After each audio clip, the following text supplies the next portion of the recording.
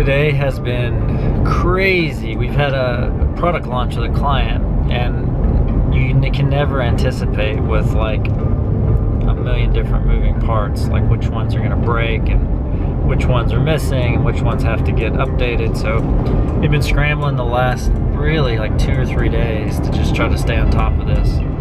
It's fun, but it really throws a monkey wrench in your schedule. So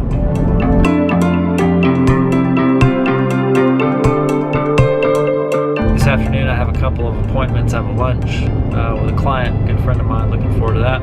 I have a meeting with my business coach, who's my C12 chairman, later this afternoon. A couple of errands to run. Today I want to talk about the difference between teaching and coaching. It's a conversation I had with another CPA last night. And the distinction's an important one if you're coaching, because I think you can get caught up in teaching, and there's a definite difference between the two. Right now, I'm gonna eat lunch.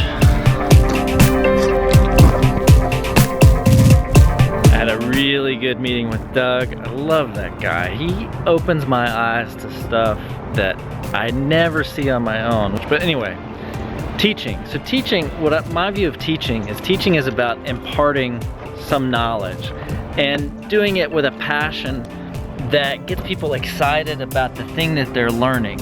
But it's primarily about transferring that knowledge. That's teaching, right? That's a very specific skill set. But coaching is different. Coaching is about taking the knowledge that people already have and making sure that they apply it in a way that gets the results they want to get. You might be thinking, so what?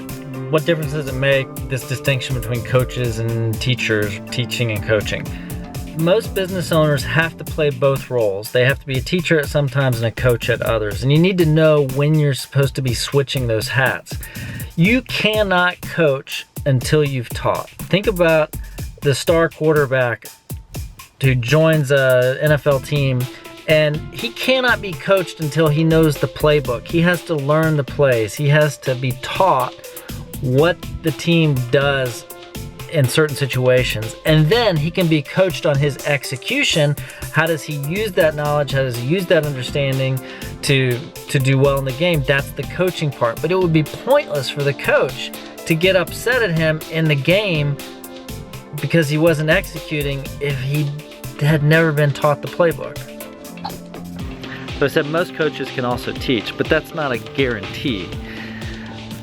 Just because they can teach doesn't mean that they always take the time to slow down and teach. Teaching is much different than coaching. Teaching requires a lot more preparation, it requires a lot more evaluation, it requires you to slow down to the pace of the student. Where coaching is about creating the pace, it's about creating the momentum.